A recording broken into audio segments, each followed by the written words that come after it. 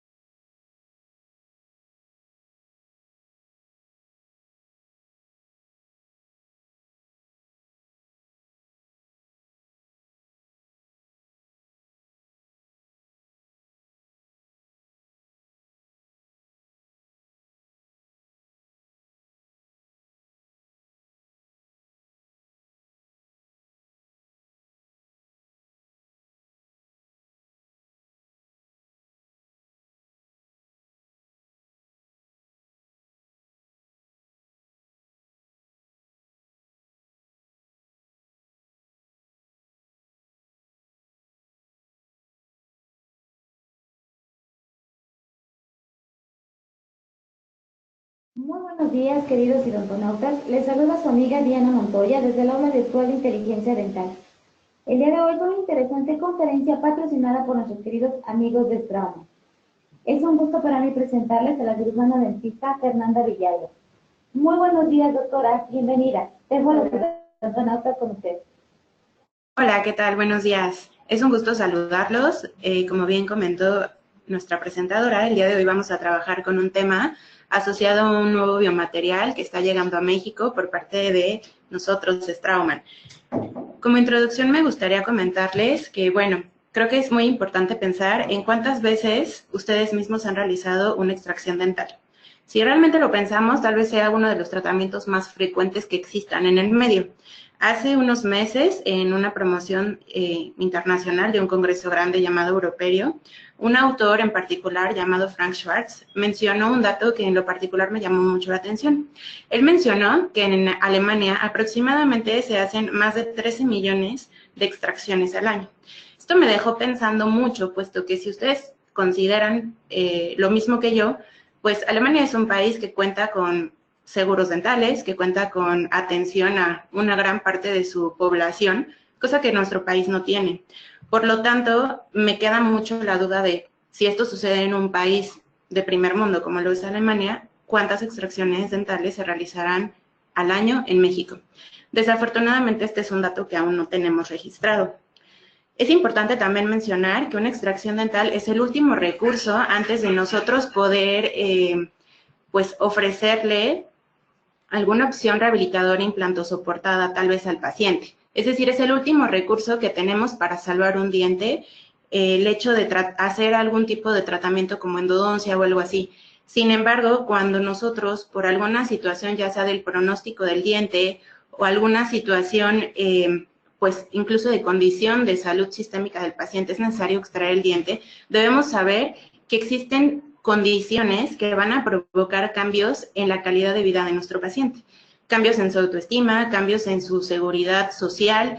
Entonces, es muy importante entender que cuando nosotros extraemos un diente, realmente estamos pues cambiándole una función, una condición, digamos, de autoestima al paciente, una condición psicológica, y es importante entonces, independientemente de lo que pensemos o la razón que hayamos tenido para extraer el diente, considerar cómo vamos a rehabilitar ese diente perdido.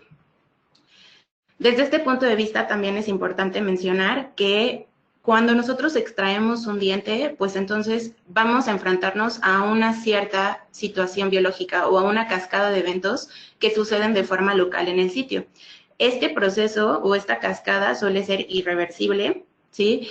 Y básicamente estamos hablando de cambios entonces dimensionales en lo que es el proceso o el reborde alveolar. Estos cambios van a ser tanto en sentido horizontal como en sentido vertical. Esto está descrito desde hace varios años, desde 2005 para ser exhaustos, por Araujo y colaboradores, quienes, a partir de un estudio histológico que realizaron en perros, propusieron como objeto de estudio, pues, evaluar justamente estos cambios dimensionales que sucedían en lo que es el alveolo una vez que un diente se ha extraído. Entonces, ellos dividieron su estudio a nivel histológico a lo largo de 8 semanas. En la primera semana, como podemos observar dentro de lo que son los cortes histológicos, vamos a observar la formación de un coágulo y vamos a ver todavía la presencia del bundle bone. El bundle bone nosotros lo conocemos, digamos, en la traducción al español como el hueso alveolar propiamente dicho, y es el sitio exacto en donde las fibras del ligamento periodontal se insertan.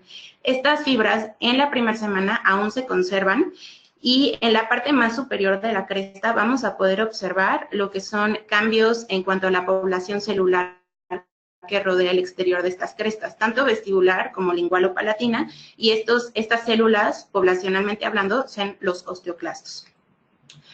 En la segunda semana, nosotros vamos a encontrar que el coágulo que se ubicaba en la porción central, prácticamente abarcando todo lo que era el alveolo, está empezando a ser remodelado por el woven bone, que es una especie de tejido óseo, pero inmaduro, que no está mineralizado. En la parte de lo que anteriormente era el hueso fasciculado, prácticamente ya no hay presencia de fibras de ligamento, incluso el mismo hueso fasciculado empieza a perderse, y bueno, podemos observar con mayor notoriedad toda esta concentración de población de osteoclastos que se siguen ubicando en la parte más coronal y exterior de las crestas. Entonces, esto es importante porque a partir prácticamente de la segunda semana, nosotros perdemos la totalidad de lo que anteriormente llamábamos alvéolo. De hecho, este mismo artículo menciona que el alvéolo deja de ser alvéolo en el momento en el que el diente se pierde. En ese momento, nosotros debemos de referirnos a esas zonas como procesos o como rebordes alveolares. En la cuarta semana vamos a poder encontrar que este woven bone que teníamos inmaduro se encuentra un poco más pues mineralizado, más maduro, cicatrizalmente hablando, y es aquí cuando empezamos a notar un cambio, una discrepancia en lo que son las alturas de las corticales, tanto vestibular como lingual. Este cambio prácticamente es inminente. Estamos hablando que alrededor de un mes de nosotros haber realizado la extracción, nosotros perdemos altura de cresta. Y esa altura, como todos nosotros sabemos, es muy complicado volverla a recuperar. Y finalmente, el estudio de forma histológica termina la 8ª semana, en la cual vamos ustedes a poder observar cómo la encía está sellando totalmente lo que es la parte más superficial del alvéolo, la porción coronal, está totalmente sellada. Y aquí vamos a notar esta discrepancia en las alturas, tanto vestibular como lingual, aproximadamente de 2 milímetros. Y bueno, todo lo que era el woven bone actualmente ya está mineralizándose hacia un hueso medular, de tipo medular. Entonces, es importante conocer todo esto porque normalmente nosotros tendemos a asociar a que este tipo de características dimensionales solamente suceden en el tejido duro. Y bueno, aunque este estudio concluye que las alteraciones dimensionales son notorias a partir de la 8ª semana y que estos cambios no nada más suceden en sentido, en cuanto a altura, sino también en sentido horizontal, también es importante mencionar que la encía o los tejidos blandos pues también sufren cambios dimensionales. Esto lo propuso también Yacela en el año 2003, en conjunto con sus colaboradores, y bueno, ellos mencionaron que al contrario de lo que le sucede al tejido duro, cuando nosotros realizamos una extracción, el tejido blando, lo que es la encía que rodea esa zona, tiende a engrosarse, poco, pero se engrosa, más o menos 0.5 milímetros. Y bueno, también encontraron un dato significativo, que es que cuando nosotros como odontólogos realizamos algún tipo de procedimiento reconstructivo del reborde, llámese preservación de reborde, por ejemplo, entonces este grosor del tejido disminuye un poco más. Entonces, estos cambios dimensionales, tanto del tejido duro como del tejido blando, son fundamentales entenderlos para entonces nosotros poder, pues, dimensionar la situación a la cual nos vamos a enfrentar si nosotros cuando realizamos una extracción dental no hacemos algo por mantener o tratar de limitar lo más posible estos cambios en la arquitectura tanto gingival como del tejido óseo. Entonces, concluyo con esto que una extracción dental no solamente conlleva a cambios en el tejido duro, sino que también conlleva a cambios en el tejido blando y que en conjunto esto lo podemos notar incluso de forma muy severa, como lo pueden ver en la imagen, en pérdidas totales de la arquitectura de los rebordes y situaciones que a nosotros como odontólogos nos ponen en una situación compleja para la rehabilitación. Entonces, si nosotros podemos hacer algo en la consulta por inmediatamente darle una solución previa al paciente antes de complicaciones como esta que ven en pantalla, creo que es muy importante porque independientemente de que el paciente en ese momento tal vez no se vaya a rehabilitar, a lo mejor con un implante o incluso en este caso con una simple prótesis convencional, creo que de todas maneras debemos hacerlo, explicarle al paciente. Cuando nosotros le explicamos al paciente la importancia de poder mantener estos tejidos, los pacientes te dicen, sí, está bien, adelante, acepto. ¿Por qué? Porque nadie quiere más cirugías, nadie quiere más costo, a lo mejor el tratamiento. Entonces, el paciente lo acepta y de esta manera nosotros podemos mejorarle las condiciones. No nada más a nosotros, a lo mejor el paciente se va a otra ciudad, se va a otro país y no sé, después decide rehabilitar esa zona. Bueno, pues qué mejor que haberle ofrecido al paciente la oportunidad de los invasivos. Desde este punto de vista, también podemos decir que el mantenimiento de estos tejidos es importante, como mencioné anteriormente, para simplificar entonces todos estos tratamientos. Y bueno, es aquí cuando entra la pregunta, ¿no? O sea, ok, a mí me interesa poder solventar los daños o los cambios dimensionales que va a sufrir el proceso de reborde. Pero existen actualmente una infinidad de biomateriales en el mercado, ¿no? Y entonces, a mí me hizo un poco de semejanza con esta situación que a lo mejor se nos presenta un poco más seguido a las mujeres, ¿no? Es como esta parte de qué zapatos me voy a poner hoy. O sea, tengo una variedad de zapatos, tengo una variedad de situaciones que podrían beneficiarme o perjudicarme dependiendo de lo que yo escoja. Entonces, creo que a veces es esto, ¿no? O sea, saber, este material me ha funcionado bien, es cómodo, tiene literatura de sustento y bueno, esto es justamente de lo que vamos a hablar enseguida. La pregunta aquí es, ¿cómo voy a seleccionar un biomaterial? ¿Sí? Es importante, muy importante, escoger materiales que sean seguros, que sean eficaces, que sean versátiles, ¿sí? Que no vayan a provocar una reacción a cuerpo extraño a nuestro organismo, que no tengan una reacción de inmunogenicidad o una reacción alta inflamatoria en nuestro organismo y bueno, evidentemente que funjan como un andamio celular, porque esta es la única manera en la cual las células del huésped van a poder migrar hacia esos andamios y entonces llevar a cabo un proceso de regeneración en la zona o de una cicatrización que permita mantener un volumen de los tejidos, tanto blandos como duros, de forma ideal. Otra cosa importante es considerar qué particularidades tiene cada biomaterial, ¿sí? Específicamente hablando de los biomateriales que manejamos dentro de la compañía. El día de hoy toca el turno para Colacone y me gustaría recalcar en él una propiedad en particular, que es una propiedad de hidrofilia y también el tiempo de reabsorción. Esto lo vamos a ir manejando a través de las siguientes diapositivas. Colacone como tal es una esponja de colágena, una de sus principales propiedades es que es hemostática. Como pueden ustedes notar en pantalla, tiene una forma de tipo cónica y bueno, esto evidentemente hace que nosotros podamos colocarlo en el alveolo con mucha facilidad, puesto que mantiene una forma o una superficie muy parecida al lecho que nosotros dejamos al realizar una extracción dental. En pantalla pueden observar ustedes las dimensiones y bueno, es importante, como les mencioné, decir que es un andamio. Este andamio, como ustedes lo pueden observar en la microfotografía que se encuentra en esta zona, podemos observar que es una imagen vista por microscopía electrónica de barrido. Esta permite que nosotros apreciemos de una forma mucho más didáctica el tamaño de los poros que se encuentra ubicado dentro del material. Esta colágena es derivada de puerco y su estructura, como mencioné, es de forma tridimensional.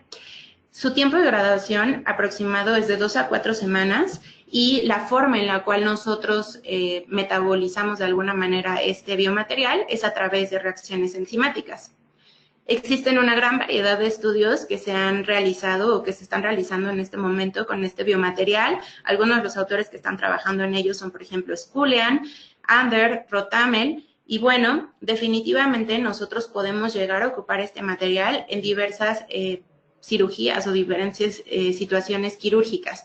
Por ejemplo, elevaciones de piso de seno, en sitios que nosotros recientemente hayamos realizado a lo mejor un tipo de biopsia, como lo pueden observar en esta zona. Esta es una biopsia que se realizó por Punch de un paciente que presentaba líquen plano. También podemos manejarla para la contención del coágulo o mejorar la estabilidad dimensional del coágulo dentro del alveolo post-extracción y finalmente también está indicado para lograr una implantación en tiempo de colocación 2 y 3, que sería una colocación de tipo temprano. Me gustaría mostrarles parte de lo que he podido trabajar con este material a través de un caso clínico para que nosotros podamos entender de una mejor manera cómo es que este biomaterial trabaja. El siguiente caso clínico lo trabaja en un paciente masculino. Me gustaría recalcar que las condiciones sistémicas del paciente pues no son ideales. Es un paciente que fuma aproximadamente 6 cigarrillos al día, es hipertenso y bueno, tiene antecedentes de hepatitis A. Cuando nosotros observamos las características intraorales de nuestro paciente, bueno, pues podemos observar varias situaciones, entre ellas pérdida dental, movilidad patológica y, bueno, la presencia de un provisional que tiene bastante tiempo ahí y, bueno, como ustedes observan, está desajustado. Cuando nosotros quitamos este provisional, es esto con lo que nos encontramos, aún más pérdida dental. En su evaluación clínica periodontal que se llevó a cabo con un periodontograma, obtuve estas mediciones y bueno, esto en conjunto con las apreciaciones clínicas que ya les mencioné, como la pérdida dental y además de esto, caries profundas, realmente un paciente con complicaciones importantes en su boca y bueno, pocas estructuras dentales remanentes para nosotros poder ofrecer a lo mejor un tratamiento dental convencional, ¿no? Una prótesis fija tal vez. Y bueno, el hueso aparentemente, clínicamente, se le ve un adecuado grosor, una buena dimensión, pero también es necesario que mencione que el fenotipo gingival que presenta el paciente es muy grueso. Entonces, es importante pues que nosotros descartemos si esto que nosotros apreciamos clínicamente realmente es un reborde suficiente en términos de dimensión de tejido duro o si también existe el componente de un fenotipo gingival muy grueso que puede estar maquillando unos colapsos aún más severos de los que se están apreciando en pantalla. Y bueno, esta parte clínica nosotros la completamos con una evaluación dentoalveolar convencional de radiografías y bueno, pueden ustedes corroborar que la situación inicial del paciente es bastante comprometedora y con todos los hallazgos que anteriormente he mencionado, se le otorga un diagnóstico periodontal de periodontitis generalizada, estadio 4 grado C. Esto involucra, pues bueno, una elevada pérdida dental y riesgo inminente de perder aún más dientes de los que ya se han perdido. Hay involucraciones de furca y, bueno, repito, el paciente es fumador. Entonces, pues, coloca al paciente en una situación de riesgo periodontal importante y de progresión periodontal también muy importante. En los hallazgos tomográficos quisimos corroborar esto que les mencioné acerca de las discrepancias que a veces pueden existir entre lo clínico y lo tomográfico. Entonces, incluso ustedes pueden notar cómo las lesiones que se observaban a lo mejor en las radiografías dentoalveolares un poco menos graves, pues tomográficamente sí tienen una apreciación un poco más severa. Estas son las mediciones del reborde. Me gustaría mencionar que en la parte de la zona superior hacia posterior, región 15 y 16, el paciente prácticamente no tiene altura de hueso. Si nosotros quisiéramos rehabilitar esa zona, automáticamente tendríamos que hacer una elevación de seno. Y en anchura, tanto en sentido superior como en el arco inferior, tenemos muchísimo hueso. O sea, el reborde del paciente es un reborde muy ancho, pero desafortunadamente en términos de altura, sobre todo en el sector superior, estamos muy comprometidos. Bueno, pues todo esto se le platicó al paciente, platicamos las opciones de tratamiento que había, obviamente se trabajó en una interdisciplina, puesto que esto es un caso complejo. La interdisciplina la llevé a cabo con la doctora Daniela Suara, es protesista, bucal e implantóloga, y bueno, en esta ocasión, el paciente en conjunto con nosotros tomamos la decisión de seguir este plan de tratamiento que ustedes ven en pantalla. Desafortunadamente el pronóstico también protésico que tenían estos dientes era muy comprometido, así que se optó por la extracción de todos los dientes presentes en boca. En la parte superior el paciente no quiso someterse a un procedimiento quirúrgico pues mayor, entonces decidió optar por una rehabilitación de tipo convencional y en la parte inferior el paciente optó por la colocación de 2 implantes para sobredentadura y bueno, esto con el objetivo de darle un poco más de estabilidad a la prótesis inferior. Entonces, vamos a ir trabajando acerca de cómo fueron sucediendo las cosas con este paciente. El primer procedimiento que trabajamos, pues bueno, fue el arco superior. Esto que voy a mostrarles en pantalla fue exactamente lo mismo que se trabajó en todos los sitios. Ahí ustedes pueden observar en este momento lo que son los sitios 18 y 17. Se hicieron las extracciones de forma convencional. Aquí en pantalla pueden observar lo que son los alvéolos que corresponden a estos sitios previamente mencionados. Y bueno, esta es la colocación del colacone en cada uno de los lechos de reciente extracción que hemos dejado en el sitio. Como podrán observar, el cono se adapta perfectamente a lo que son las características locales de los alvéolos y también, como pueden observar en pantalla, observamos lo que les mencioné de la propiedad hidrofílica. Vean cómo se hidrata perfectamente el cono con la sangre del lecho receptor. Y bueno, esto es el procedimiento que se llevó también a cabo en los diferentes sitios del arco superior. Mismas condiciones, extracciones simples. Observamos también que había sitios en donde no teníamos alvéolos con una integridad total de la cortical vestibular. Aún así se manejó de la misma manera, no se colocó otra cosa más que el colacón en cada uno de los lechos. Y bueno, esto se aseguraron con un punto en cruz en la mayoría de ellos y se reforzó con puntos simples para tratar de evitar el desalojo de este biomaterial. Y bueno, esta es nuestra sutura final en lo que es el arco superior. Y bueno, este es un inmediato posquirúrgico de la dentadura inmediata con la cual el paciente se fue, ¿no? A veces nosotros pensamos que el hecho de colocarle una dentadura inmediata, pues al paciente resulta muy incómodo y pues sí, probablemente lo sea en el momento de la cicatrización, pero incluso creo que a veces vale resaltar que una imagen vale más que 1000 palabras y la expresión del paciente, pues, de saber que está mejorando no solamente en su cuestión de salud, ¿no? A lo mejor también el impacto estético que tiene en él, aún con una dentadura convencional, creo que realmente es algo importante de resaltar en esta situación y en este caso clínico en particular. Y bueno, alrededor de 3 meses después, estas son las condiciones que nosotros tenemos a nivel cicatrizar del arco superior. Me gustaría pues recalcar cómo a pesar de que no fue un procedimiento quirúrgico realmente invasivo o tan extenso como a lo mejor haber abierto un colgajo total en lo que es la región vestibular y lingual para hacer todo un proceso remodelado en el arco, quiero que vean las condiciones cicatrizales que fueron de alguna forma pues sí dadas con la ayuda del biomaterial, ¿no? Entonces, esto es muy importante y fue algo que me llamó mucho la atención. Y es por esto que quise hacer algo más por este material, ¿no? Me llamó mucho la atención este potencial de cicatrización que tenían las zonas y los sitios que nosotros habíamos trabajado, así que de ese sitio en particular decidí tomar una pequeña biopsia incisional. Me interesaba, me llamaba la atención saber qué era lo que me iba yo a encontrar a nivel histológico acerca de la integración de este biomaterial. Si ustedes recuerdan, yo les comenté que la integración del biomaterial, o más bien la disolución o el metabolismo de este biomaterial, el tiempo de absorción era de 2 a 4 semanas. Sí, estoy hablando de que aquí el sitio en el cual yo tomé la biopsia llevaba 3 meses de haber cicatrizado.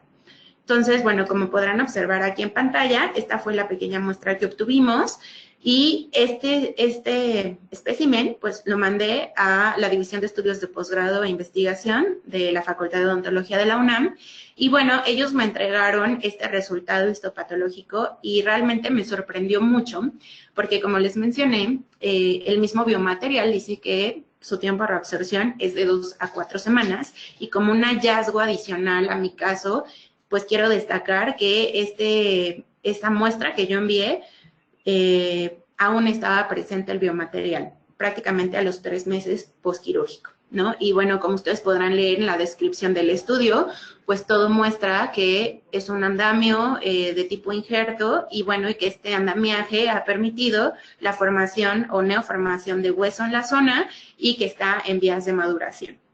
Entonces, esto es muy importante porque estamos hablando de una biocompatibilidad importante del biomaterial. En el segundo procedimiento que llevé a cabo, pues bueno, fueron las extracciones de la parte inferior del paciente. Y bueno, en la primera parte decidí ocupar un protocolo, específicamente en el sitio 38, no sé si recuerden el grado de pues infección que se veía desarrollado en la zona, una involucración de Furca grado 3, profundidades al sondeo muy importantes. Entonces decidí aplicar algo que también recomendamos nosotros, que es embeber este cono en antibiótico.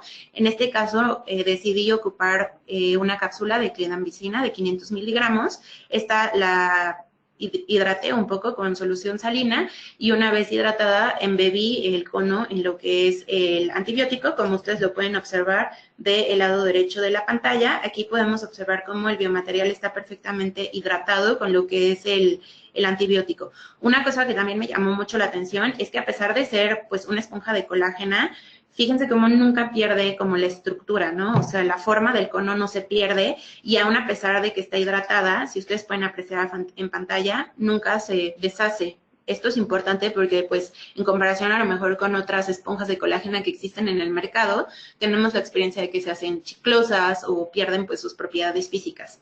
Y bueno, igualmente que en el caso anterior, decidí anclarla simplemente por seguridad, con un punto en cruz y, bueno, reforzar con algunos puntos simples locales en el sitio. Y, bueno, este es el diente que se extrajo, que como podrán observar, pues estaba en bastantes malas condiciones.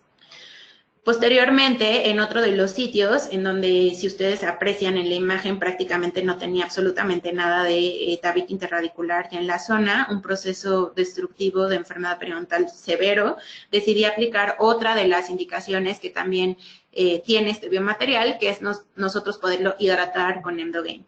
¿Sale? En este caso, pues bueno, esta fue la situación por la cual decidí específicamente en ese sitio hacerlo de esta forma, embebido en Emdogain, ya que, como les comenté, pues la pérdida que mostraba el sitio también era muy importante y, bueno, preferí darme un poco más de seguridad. Como ustedes saben, el Emdogain, pues, recientemente se ha descrito también como un beneficio importante en la parte de cicatrización y, bueno, este beneficio se ve potencializado, ya que ustedes saben que el Emdogain pues disminuye la secreción de sustancias proinflamatorias como son las interleucinas 1 y la interleucina 8. Entonces, esto pues quise aprovecharlo a este nivel para poder pues darle una mejor cicatrización y un mejor manejo a esta zona que estaba sumamente dañada. Y bueno, este es el respaldo científico que nos habla un poco de esta hidratación, ¿no? Del Emdogain, que en este caso, bueno, este estudio lo está manejando con Osteogain, que no es otra cosa más que injerto también embebido con Emdogain. Entonces, bueno, creo que es algo de lo que nosotros podemos hacer, puesto que aquí en México aún no tenemos el Osteogain. Y bueno, finalmente en este mismo procedimiento hice la colocación en tiempo inmediato en los sitios 34 y 43 para la colocación de la sobredonteadura. En este caso, pues bueno, también de aquí solamente me gustaría recalcar una cosa importante, ¿no? Nuestras fresas del sistema nos permiten la recolección de hueso autólogo y, bueno, quiero que vean cómo el gap pues se rellenó con parte de lo que fue el injerto que ocupé y el hueso obtenido de las fresas. Y, bueno, los sitios contiguos también fueron cubiertos o más bien rellenados con lo que es el cono. Y bueno, esta fue la condición final definitiva de la parte inferior. Y esta es la radiografía inmediata posquirúrgica al día de la extracción y la colocación inmediata de los implantes. Aquí también pueden observar, bueno, cómo corroboramos como no teníamos absolutamente nada de altura en la parte de los senos. La parte superior en relación con la parte inferior fue operada prácticamente con 5 meses de diferencia. Y esto es pues el inmediato posquirúrgico, ya con ambas dentaduras inmediatas, tanto superior como inferior. Y bueno, pues realmente creo que la expresión del paciente dice mucho, ¿no? Es importante entonces pues recalcar que nosotros a veces pensamos que pues solamente trabajamos en dientes, pero en alguna ocasión tuve la oportunidad de escuchar una plática en donde el autor de la plática, de la conferencia, mencionó una frase que me gustó mucho, ¿no? Nosotros cambiamos caras, nosotros cambiamos vidas. Y realmente creo que esto es algo muy importante que a veces no apreciamos, el alcance que nuestro trabajo puede llegar a tener en la autoestima de un paciente. Y bueno, simplemente a manera pues de revisión, me gustaría empezar a cerrar esta parte con que autores como Carson y Persson desde la década de los años 60 pues mencionaron, ¿no?, que los cambios dimensionales no se limitan, como en el caso a lo mejor del artículo de Araujo, que solamente lo manejó hasta las 8 semanas, no se limitan hasta ese tiempo. Los cambios dimensionales incluso pueden llegar a ser a mediano y largo plazo. Este estudio en particular habla de los cambios dimensionales que ocurren incluso a 5 años después de haber extraído un órgano dental. Y del biomaterial me gustaría que se llegaran estos mensajes a casa, ¿no? Pues en relación con lo que ofrece el biomaterial, como les comenté, incluso el hallazgo que pude encontrar a nivel histológico, creo que es un material que tiene pues propiedades muy importantes que nosotros debemos de tomar en cuenta cuando nos toque seleccionar con qué biomaterial pues trabajar un sitio post-extracción. Y bueno, resaltar, porque esto no lo había comentado, que el pH del biomaterial es de tipo neutro y que pues es muy digamos, eficiente en cuanto incluso al costo. El costo es bastante razonable. Nosotros lo podemos encontrar en empaques de 12, presentaciones de 12 conos, por aproximadamente 2,800 pesos, una cosa así. No recuerdo exactamente el precio en particular, pero no supera los 3,000 pesos. Entonces, 2 esponjas por prácticamente menos de 3,000 pesos, me parece que es un costo razonable bastante importante. Y bueno, como conclusiones me gustaría comentar que simplemente recalcar, ¿no? No olvidar que cuando nosotros extraemos un diente van a suceder cambios y que nosotros tenemos que buscar la manera, si bien no de detener, porque ni siquiera la colocación de un implante detiene estos cambios dimensionales, ni tampoco lo detiene la colocación de un injerto, sí tratar de limitarlos. Y sobre todo, entender que no nada más estamos trabajando a nivel de hueso, ¿no? La mayoría de los estudios hablan de hueso, hueso, hueso, no, también hay afectaciones a nivel de tejido blando. Y bueno, también es importante entonces mencionar que cuando nosotros pensamos en extraer un diente, antes de incluso pensar en cuándo vas a extraer el diente, necesitas pensar el cómo vas a devolverle eso que está perdiendo el paciente, la función, ¿sí? Como la masticación, la fonación, pero también la estética, porque al final del día, pues, es importante también para el paciente y debemos empezar a considerar aún más la opinión también del paciente, no sin, pues, mandar a un lado lo que son las evidencias científicas disponibles. Y creo que con esto me gustaría concluir entonces que en Straumann pueden encontrar una muy buena solución en el portafolio de biomateriales para cada uno de los casos clínicos que ustedes tengan. Muchas gracias. Muchísimas gracias, doctora Fernanda Villalba, por esta interesante información que nos compartió el día de hoy. Gracias a nuestros queridos amigos de Straumann, quienes patrocinaron esta interesante conferencia. Les recordamos, queridos odontonautas, que con su conexión en la plataforma GoToWebinar se realiza directamente su CARI y lo verán reflejado en máximo 48 horas. A quienes hacen favor de acompañarnos vía Facebook o YouTube, les pedimos que por favor ingresar a www.inteligenciadental.com/CARI. Su constancia de asistencia digital del día de hoy pueden acreditarla con el número 842. Doctora Villalba, si le parece bien, continuamos con la sesión de preguntas y respuestas. Sí, claro. Gracias, doctora. Tenemos una pregunta del doctor Daniel Vázquez. Dice, ¿se puede impregnar la esponja con la parte líquida del PRF que se extrae de los bucket tapes? No conozco el bucket tape, doctor, pero si su pregunta es si la esponja podría llegar a hidratarse con PRFC o algún tipo de plasma, podríamos también llegar a hidratarla con este tipo de material, aunque no existe aún un respaldo del cual yo tenga conocimiento a nivel de literatura, pero bueno, suena lógico que si nosotros quisiéramos ocupar algún tipo de producto autólogo del paciente por alguna situación, no sé, inmune del paciente, podríamos también ocuparlo. No descarto esa posibilidad, pero sí habría que revisar la literatura que exista disponible. Gracias, doctora. Tenemos otra pregunta de la doctora Daisy Vicuña. Saludos, doctora. ¿Realizó curetaje alveolar antes de colocar la membrana en la zona donde había enfermedad periodontal? Sí, por supuesto. Digo, igualmente a lo mejor por la cuestión pues del tiempo no puedo describir con puntos y punto y punto lo que se hace durante el procedimiento, pero sí en alguna de las imágenes del caso clínico que les mostré, incluso se observaba la cureta o la cucharilla de Lucas haciendo todo lo que es la parte del desbridamiento de la zona. Es muy importante tratar de limpiar a profundidad todo el alveolo, hasta que nosotros no tengamos visión absoluta del alveolo, que está totalmente sano, el tejido que está, digamos, en la porción más apical de lo que es el alveolo, nosotros no podemos colocar ningún biomaterial porque entonces el riesgo de infección puede, pues, aumentar de forma significativa. Gracias, doctora. El doctor Daniel Vázquez la felicita por su exposición. Gracias. Y pregunta, ¿diría usted que esta esponja es mejor producto que el uso de PRF entero con o sin relleno óseo, puesto en alveolo post extracción con obstrucción del alveolo con membrana de PRF? Bueno, aquí hay una cuestión importante de diferenciar. El PRFC o el PRP o cualquiera derivado de los derivados plaquetarios pues como tal no constituyen un andamio tridimensional. Lo que usted está colocando en el sitio son factores de crecimiento que se desprenden de los gránulos alfa de las plaquetas. En este sentido, la situación biológica que se provoca en el sitio es totalmente diferente a la que se está pues postulando de alguna forma a través del colacón. El colacón sí es un andamiaje de estructura tridimensional.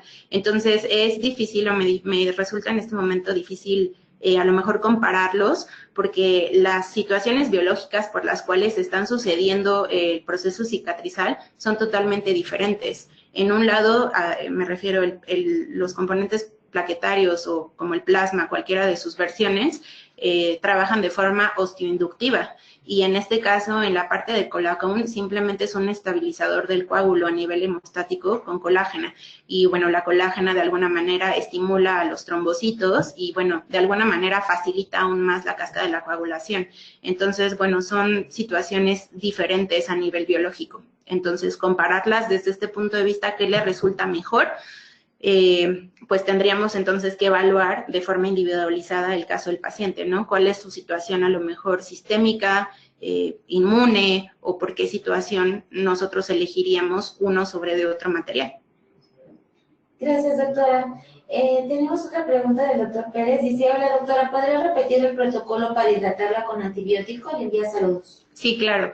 Bueno, en este caso lo que hice fue abrí una cápsula de amoxicilina de 500 miligramos, únicamente pues de la cápsula sale lo que es el polvo del antibiótico. Lo hidraté con un poco de solución salina o suero fisiológico y, o sea, simplemente humedecer el antibiótico, no hacer a lo mejor un líquido tal cual, sino dejarlo ligeramente espeso. Y una vez que obtuve esta consistencia, entonces literalmente pues de alguna manera tapicé o conglomeré la mayor cantidad que se pudo del antibiótico en lo que es la superficie del cono o del colacón. Gracias, doctora. Una pregunta del doctor Aray. Dice, buen día y excelente ponencia.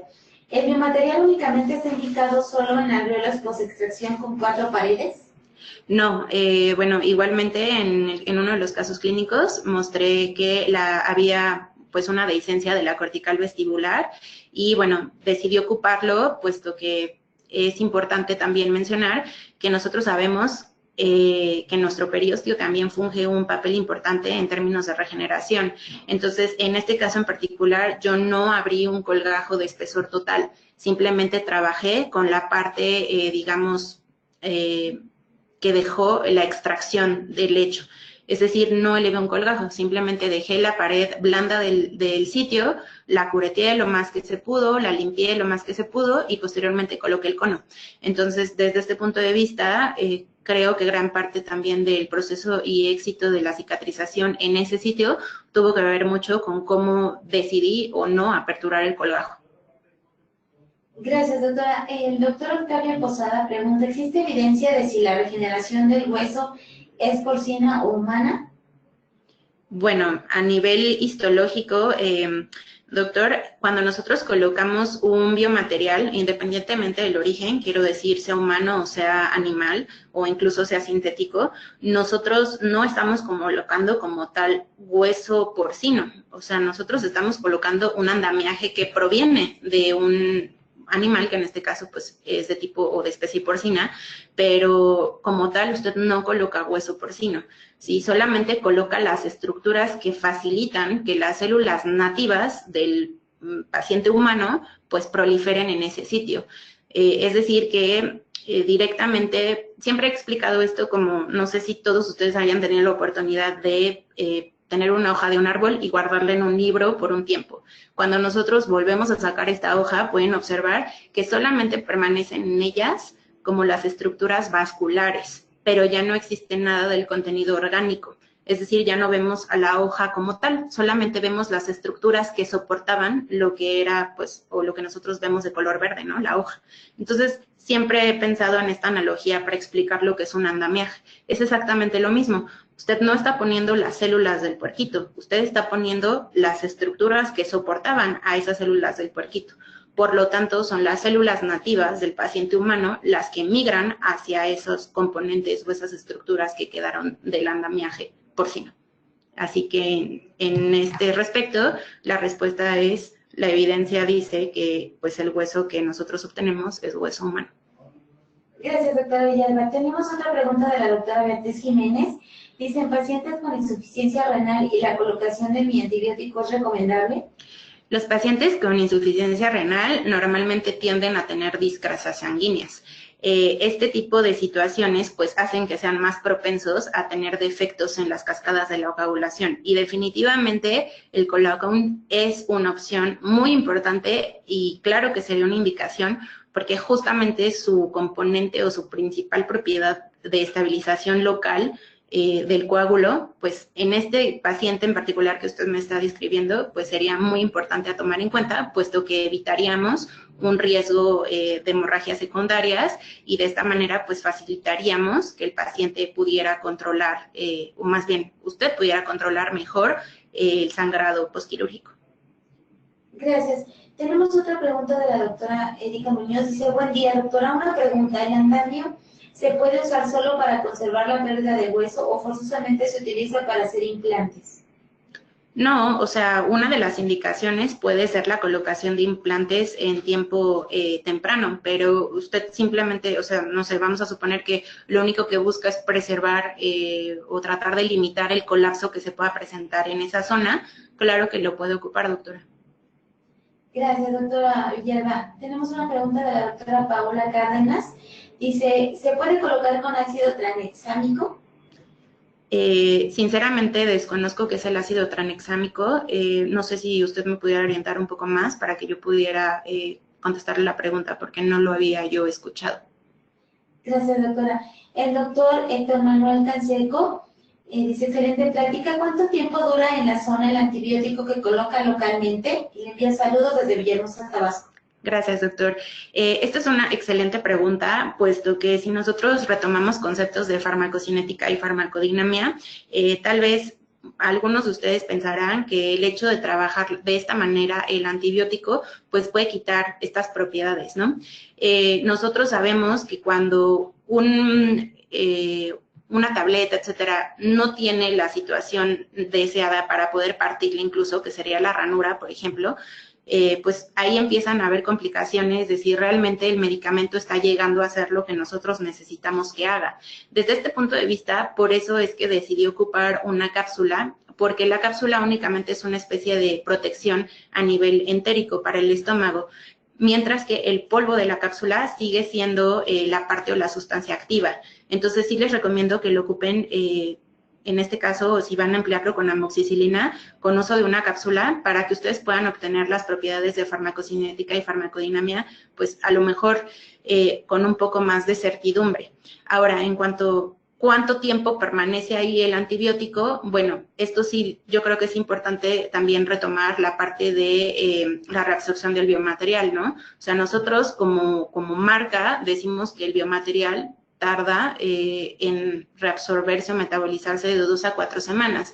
Entonces, el tiempo que el antibiótico permanezca en la esponja, pues tal vez sea ligeramente menos que 2 semanas. Ahora, desde este punto de vista, sí tendríamos que hacer a lo mejor un análisis ya a nivel histoparométrico también, para poder determinar a qué tiempo y cuánta concentración de antibiótico permanece en sangre. Muchas gracias, doctora. La doctora Irene Caballero le envía un abrazo y felicitaciones por su conferencia. Y le pregunté, en caso de alveolo seco, ¿es posible colocar el biomaterial? En el caso de un alveolo seco, estaríamos hablando de un alveolo que ya no es, digamos, inmediatamente posextracción. Es decir, que nosotros nos referimos a un alveolo seco cuando el alveolo no tuvo un suficiente pues, suministro vascular en ese momento y, bueno, las características cicatrizales están bastante comprometidas. Este tipo de producto es específico para cuando nosotros acabamos de realizar la extracción. Entonces, tal vez no podría yo decirte que sería una mejor solución de un alveolo seco, a menos que el alveolo seco ya se haya de alguna manera pues trabajado y logrado una nueva recurrencia de sangrado.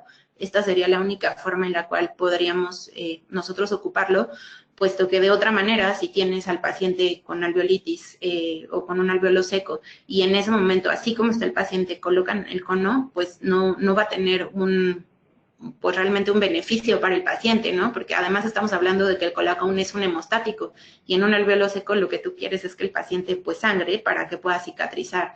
Entonces, es un poco complicado que sea a lo mejor el tratamiento de primera elección para un alveolo seco. Muchísimas gracias, doctora. El doctor Víctor Ocampo le pregunta, ¿en pacientes diabéticos se puede utilizar para ayudar también al control de la hemorragia? Sí, doctor, es una excelente opción y bueno, me gustaría mucho que ustedes tuvieran la oportunidad de poderlo ocupar en este tipo de pacientes, porque justamente estos pacientes también, como sabemos, tienen alteraciones a nivel de la colágena. Entonces, este tipo de biomaterial definitivamente podría mejorar sustancialmente su proceso de cicatrización.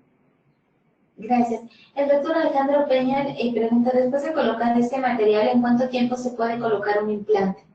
Es colocación temprana, de acuerdo a la ITI, la colocación temprana es aproximadamente desde la semana 4 y hasta la semana 16. Entonces, usted tendría aproximadamente sus lapsos dependiendo de la condición del alveolo, es decir, si tiene la pared vestibular intacta, no sé, en el caso de que fuera un sitio de un molar, no sé si tuvo suficiente amplitud en cuanto a lo que es el tabique interradicular, yo creo que ya sería una cuestión como muy individualizada de cada paciente para elegir, pero sí lo puedo ocupar en colocación tipo 2 o 3.